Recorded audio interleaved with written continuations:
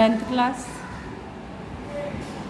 अपनी हिंदी की पुस्तक क्षितिज में निकाल लीजिए। पाठ देव, इनका जीवन परिचय पढ़ेंगे।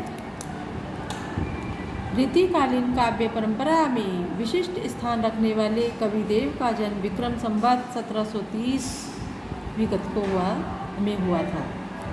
इनके ग्रंथों से ज्ञात होता है कि ये इटावा के रहने वाले थे। इस संबंध में एक उक्ति प्रचलित है, धोस रिया कवि देव को नगर इटावो बास। इनके पिता का नाम कुछ विद्वान बिहारी लाल दुबे मानते हैं और इनके वंशज वर्तमान में इटावा और कुसमरा में रहते हैं। देव की रचनाओं की संख्या 52 कही जाती है, किंतु इनकी प्रमुख और प्राप्त रचनाओं में भाव विलास, भवानी विलास, कुशल विलास, रस विलास, काव्य रसायन, देवचरित्र, अष्टायाम, सुजान विनोद, प्रेम तरंग आदि हैं। तो देव कौन से काल के काव्य थे? रीति काल के, है ना। इन्होंने रीति काल के जो समय था उसके ये कवि रहे हैं। इनका जन्म कब हुआ था? यानी जन्म इनका विक्रम संवत 1730 को हुआ था। इनके ग्रंथों से ज्ञात होता है कि ये इटावा के रहने वाले थे और इनके पिता का नाम क्या था? बिहारी लाल दुबे। यानी सही जो है पता नहीं है, अनुमान है। अनुमान से और इनकी रचनाओं के अनुमान से ही लगा करके ये लिखा गया है। इनके वंशज इस समय कहाँ रहते हैं? इटावा के कुसमरा में रहते हैं। इनकी 52 रचनाएँ कही जाती हैं, मानी जाती हैं कि इनकी रचनाएँ 52 हैं, लेकिन जो हमें प्राप्त है वो है भाव विलास, भवानी विलास, कुशल विलास, रस विलास, काव्य रसायन, देवचरित्र, अष्टयाम और सुजान विनोद, प्रेम तरंग आदि।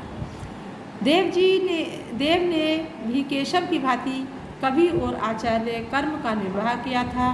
स्वभाव से रसिक होने के कारण उनके काव्य में श्रृंगार रस का उच्छल प्रवाह बहता है। यानी इनकी जो काव्य रचनाएं हैं उसमें क्या वर्णन है?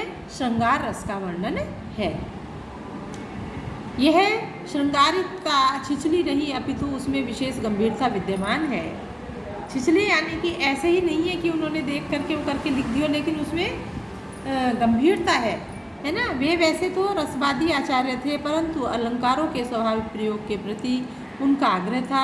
देव ने साहित्यिक ब्रजभाषा को अपनाया। इनकी भाषा कौन सी है? ब्रजभाषा, साहित्यिक ब्रजभाषा। परंतु उनमें संस्कृत, प्राकृत, अपभ्रंश, फारसी और उत्तर भारत की अन्य बोलियों के शब्दों का स्वतंत्रता से प्रयोग मिलता है। इनकी भाषा में वैसे तो इन्होंने ब्रजभाषा में अपनी जो काव्य लिखे हैं वो है, लेकिन उसमें प्राकृत, अपभ्रंश, फारसी और उत्तर भारत की भी बोलियां जो है उसका भी इन्होंने अपनी भाषा में प्रयोग किया है। उसका बड़ी स्वतंत्रता से इन्होंने प्रयोग किया है।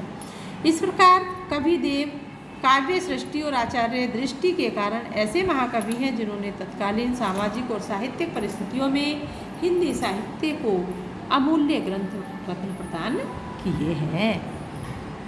अब बच्चों पाठ परिचय, जो पाठ हम पढ़ेंगे अभी उसका परिचय है यहाँ पर निर्धारित कविता में देव ने अपने आराध्य, कौन है इनके आराध्य? श्री कृष्ण। आराध्य कौन होते हैं? जिन भगवान की पूजा करते थे वो, है ना, जिनकी आराधना करते थे। तो किसकी आराधना करते थे? श्री कृष्ण की। उसका गुणगान किया है, गुणकथन किया है, अर्थात उसका गुणगान किया है। सांवरिया श्री कृष्ण के पाँव में घुंघरू के मधुर स्वर झंकृत हो रहे हैं। वे पीत वसन में सुहावने लग रहे हैं। यानी श्री कृष्ण की सुंदरता का वर्णन इन्होंने किया है। सांवरिया कह करके श्री कृष्ण के पाँव में बंधे हुए घुंघरू, उनकी मधुर झंकार, उनके वदन पर पीला वस्त्र पहने हुए वे बहुत सुंदर लग रहे हैं। माथे पर मोर का मुकुट है, नयन चंचल है, मंद हंसी चेहरे पर शोभायमान है। कृष्ण के लोक प्रचलित स्वरूप को कवि ने अविदा और समग्रता से उपस्थित किया है। यानी पहले जो पढ़ेंगे आप उसमें श्री कृष्ण की सुंदरता का बड़े ही बारीकी से इन्होंने वर्णन किया है। देव को पेचीले मजमून की बुनावट में निपुणता हासिल थी। दूसरे पद्य में उन्होंने मौलिकता पूर्वक कृष्ण के जादुई सूरत में गोपिकाओं के विवश समर्पण का वर्णन किया है कि किस प्रकार से गोपियाँ जो है उनके जादुई स्वभाव के कारण उनको समर्पित हो जाती हैं। और जो तीसरा पद आप पढ़ेंगे, तीसरे पद में स्मृति एवं स्वप्न कविता का संगम है। उसमें श्री कृष्ण की स्मृति और जो स्वप्न देखा उसका स्वप्न का मिला जुला संगम यानी मिला जुला रूप बताया है। नायिका का स्वप्निल संसार उसके जागते ही खो जाता है, यानी एक नायिका है वो स्वप्न में पता नहीं क्या क्या देखती है, तो जैसे ही वो जाग जाती है वो सब कुछ नष्ट हो जाता है। स्वप्न में सुखद मिलन है। तीसरे जो पद्य पढ़ेंगे उसमें नायिका का स्वप्न में एक सुख देने वाला मिलन हो रहा है और जागरण में जुदाई। जब वो जाग जाती है तो उसे बहुत दुख होता है। यह विडंबना ही कविता की मौलिकता एवं खूबसूरती को प्रदर्शित करती है।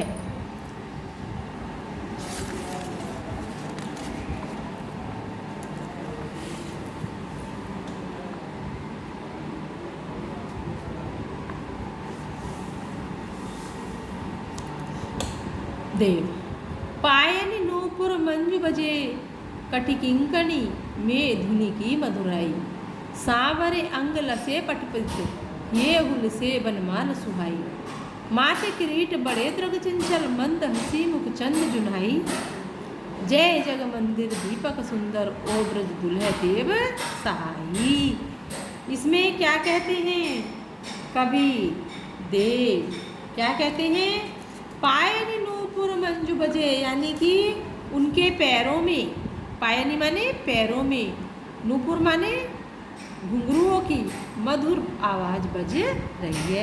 उन्होंने जो पैरों में पायल पहन रखी है घुंघरुओं वाली, है ना, श्री कृष्ण के पैरों में जो घुंघरू वाली पायल पहनी हुई है वो उनकी मंजू बजे, यानी वो मंजू माने बड़ी बहुत ही मधुर आवाज़ में बज रही हैं।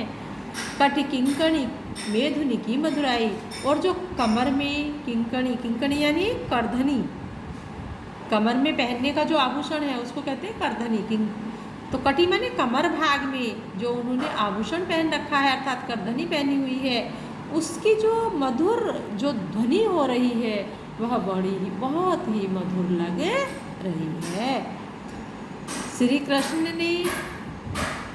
श्री कृष्ण के सौंदर्य का इसमें वर्णन है बच्चों। तो श्री कृष्ण के पैरों में पायल से जो घुंघरुओं की आवाज़ निकल रही है वो बहुत ही सुंदर है, और उन्होंने जो कमर में करधनी पहन रखी है उसकी ध्वनि भी बहुत ही मधुर आवाज़ दे रही है। सांवरे अंग लसे पटपीत, उनके सांवले शरीर पर, उन्होंने अपने सांवले शरीर पर, सांवरा शरीर है, सांवरे शरीर पर पटपीत हिए यानी पीला वस्त्र धारण किए हुए हैं। वो अपने सांवले शरीर पर पीला वस्त्र धारण किए हुए हैं। हिए हुल से बनमाल सुहाई, हिए माने हृदय पर, और उन्होंने अपने हृदय में बनमाल, बनमाल बन फूलों की माला, जो बन के फूल हैं फूलों की माला सुशोभित हो रही है, यानी वन फूलों की माला सुशोभित हो रही है। तो सांवरे शरीर पर पीला वस्त्र धारण किए हुए और अपने हृदय पर वन फूलों की माला से सुशोभित हो रहे हैं। माथे किरीट बड़े द्रग चंचल, और माथे पर किरीट माने मोर मुकुट है, बड़े द्रग चंचल, और नेत्र जो हैं बड़े बड़े और चंचल है। ऐसे सुंदर स्वरूप में जब मंद हंसी मुख चंद्र जुहाई, यानी जब वो ऐसे रूप में जब वो अपने मंद मंद हंसी, अपने मुख से मंद मंद हंसी हंसते हैं तो चंद्रमा की चांदनी भी उस पर लज्जित हो रही है। तो कैसा लगता है कि जैसे चंद्रमा की जो चांदनी है, जुन्हाई, जुन्हाई माने चांदनी, चंद्रमा की चांदनी भी जो है शर्मा रही हो, लज्जित हो रही हो। जय जगत मंदिर दीपक सुंदर श्री ब्रज दुल्हे देव सहाय, क्या कहते हैं, ऐसे इस संसार रूपी मंदिर के दीपक श्री कृष्ण, जय जग मंदिर दीपक सुंदर, इस संसार रूपी मंदिर के सुंदर दीपक अर्थात श्री ब्रज दुल्हे, श्री यानी ब्रज के दुल्हे के, ब्रज का दूल्हा कहा है श्री कृष्ण को, वो सभी के सहायक होंगे।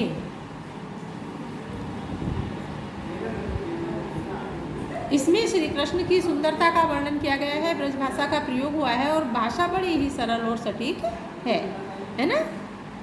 तो जैसे बड़ी सुंदर है, एकदम सरल तो है ही। पायनि नूपुर मंजू बजे, यानी उनकी सुंदरता का वर्णन है। कवि कहते हैं कि श्री कृष्ण ने अपने पैरों में जो पायल पहन रखी है, उनकी जो घुंघरूओं की आवाज़ है बड़ी मधुर है। कमर में जो करधनी है, उसकी जो छोटे छोटे घुंघरूओं की भी बड़ी सुंदर मधुर आवाज़ हो रही है। श्री कृष्ण के सामने शरीर पर पीला वस्त्र पहने हुए हैं। श्री कृष्ण ने सामने शरीर पर पीला वस्त्र धारण किए हुए और हृदय में वन फूलों की माला, वैजंती माला पहने हुए हैं।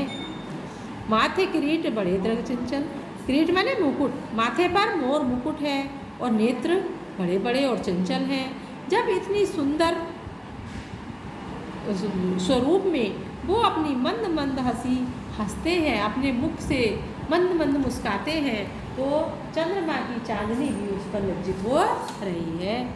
तो कविदेव कहते हैं कि ऐसे जय जगदेव मंदिर दीपक, ऐसे संसार रूपी मंदिर के दीपक श्री कृष्ण, संसार रूपी मंदिर के दीपक श्री कृष्ण और ब्रज दूल्हा, ब्रज के दूल्हे के जो बने हुए, जो ब्रज के दूल्हे हैं, वो सभी के सहायक हो, में सभी की रक्षा करें। इसमें जय जग मंदिर दीपक सुंदर, इसका भाव समझिए। जय जग मंदिर क्यों कहा है कि जिस प्रकार से मंदिर में एक दीपक जला करके रख दिया जाता है तो वो सब और प्रकाश करता है ना। उसी प्रकार से इस संसार रूपी दीपक या संसार रूपी मंदिर, यानी इस संसार को क्या कहा है? मंदिर कहा है कवि ने, और श्री कृष्ण को उसका दीपक कहा है, अर्थात सभी को, पूरे संसार को प्रकाशित करने वाले श्री कृष्ण, है ना। ब्रज दूल्हे यानी ब्रज के दूल्हा कहा है, वो सभी के सहायक होंगे। समझ में आ गया होगा इसका भाव। अब है धार में धाय धसी निराधार है बेचाए, हसी उकसी न अवेरी, री अंग राय गिरी गहरी गही, फिरे न फिरी ओ गिरी नहीं न घेरी, देव कछु आपनो बस नारस लालच लाल चित भई चेरी, बेगी ही बूढ़ी गई पखियाँ अखियाँ मधु की मखियाँ भई मेरी। तो इन पंक्तियों में कविदेव कहते हैं, क्या कहते हैं कि इन पंक्तियों में जो नायिका है, गोपियाँ हैं, वो श्री कृष्ण के वियोग में, मतलब श्री कृष्ण के प्रेम में जो है पागल सी हो गई है। और श्री कृष्ण के प्रेम में इतनी पग गई हैं, इतनी उसी में समा गई हैं, इतनी गहरी हो गई हैं कि वो अब वहाँ से हटना भी चाहती है, वहाँ से निकलना भी चाहती है, तो वहाँ से निकल नहीं पाती है। तो इसी का वर्णन वो अपनी सखी से करती है। एक सखी नायिका अपनी सखी से जो है वर्णन करती है, क्या कहती है? धार में धाय धसी निराधार है ए सखी, मैं तो श्री कृष्ण के प्रेम में इतनी धस गई हूँ, इतनी उसी में मतलब लिप्त हो गई हूँ कि अब वहाँ से यत्न करती हूँ निकलने का। यानी उस प्रेम से मैं श्री कृष्ण के मोह जाल में इतनी फंस गई हूँ कि मैं वहाँ से निकलने का प्रयत्न करती हूँ, तब भी मैं वहाँ से निकल नहीं पा रही हूँ।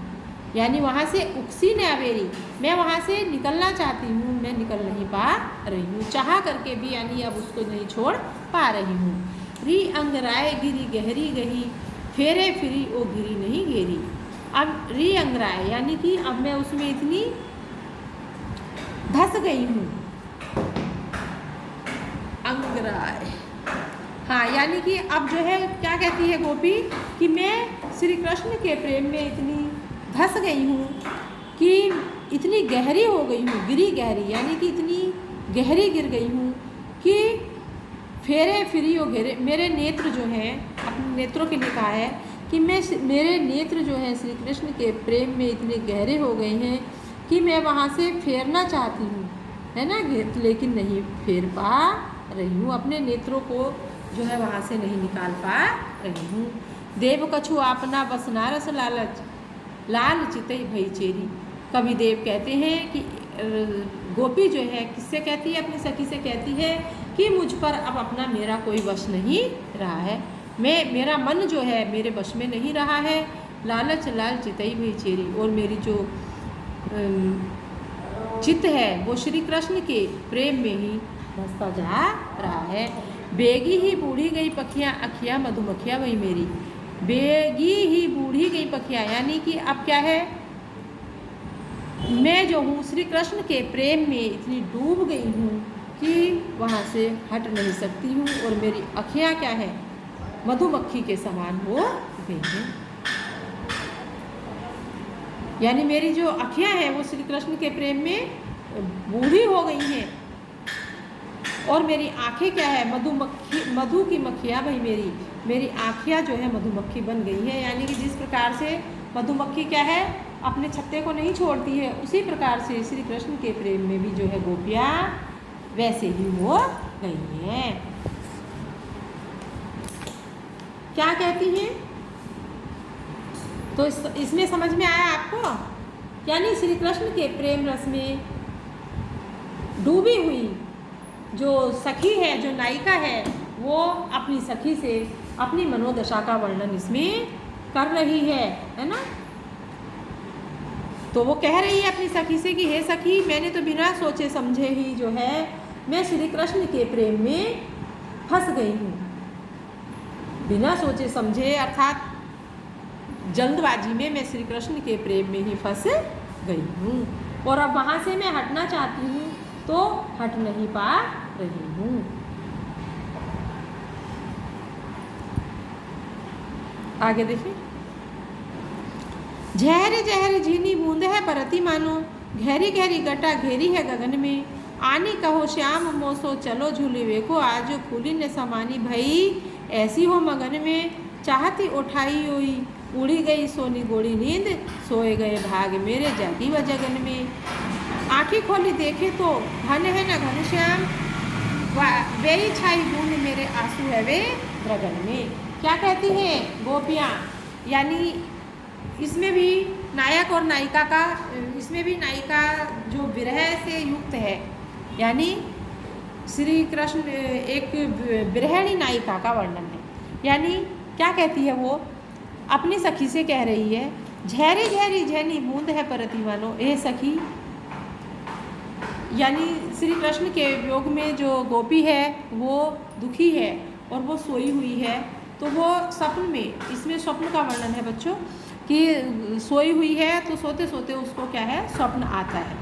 सपने में वो क्या देखती है, क्या देख रही है, झहरी झहरी झीनी बूंद है परती मानो, कि मान लीजिए जैसे हल्की हल्की झीनी झीनी सी बूंद जो है बरस रही है, बरसात हो रही है, बहुत मंद मंद गति से बरसात हो रही है, गहरी गहरी घटा घेरी है गगन में, और आसमान में क्या हो रहा है, गहरी गहरी सी यानी काली काली सी घटाएं छाई हुई हैं।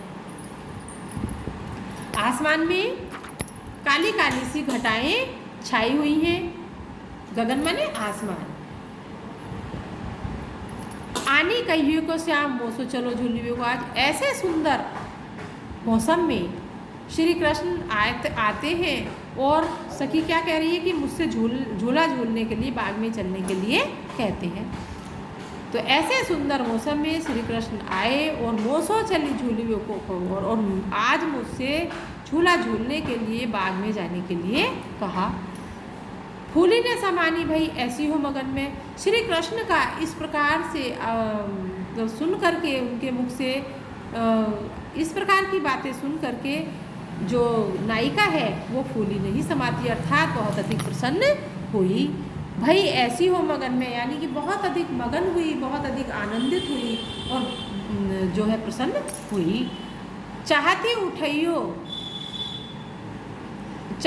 उठइयो उड़ गई सोनी गोड़ी नींद, और जैसे ही मैं क्या है श्री कृष्ण के साथ झूला झूलने के लिए जाना चाहती थी, श्री कृष्ण के साथ झूला झूलने के लिए जाना चाहती थी, वैसे ही उड़ गई सोनी गोड़ी नींद, निगोड़ी नींद खुल गई, मेरी जो है आँख खुल गई, मेरी नींद जो है टूट गई है ना, और मैं जाग गई। सोए गए भाग मेरे जागी और जगन में, लेकिन मेरे भाग्य तो सो गए। मैं तो जाग गई लेकिन मेरे भाग्य सो गए। आँख खोली देखो तो घन है न घनश्याम, वेद छाई बूंदी मेरे आंसू है वेद्र गन में। क्या कहती है गोपी, बहुत दुखी होती है और कहती है कि जब मैं जाग गई, मेरी आँख खुली तो क्या देखती हूँ कि ना तो घन है और ना घनश्याम, ना ही तो श्री कृष्ण है और ना ही बादल छाए हुए हैं, ना ही बरसात हो रही है। वे ही छाई बूंदे मेरे आंसू है वे अगन में। और क्या हो रहा है, मेरी आँखों से आंसुओं की यानी धार बह रही है। मेरे नेत्रों से क्या टप टप टप टप जो है आंसू बह रहे हैं। क्या कहती है कि जब नींद खुल गई तो कुछ भी नहीं है, और क्या देखती है कि नायिका के यानी नेत्रों से जो है टप टप टप टप आंसू बरस रहे हैं, आंसू बह रहे हैं। तो देखिए कितना सुंदर कवि देव ने कितना सुंदर वर्णन किया है ना। इनको आप पढ़िए, याद कीजिए और समझिए।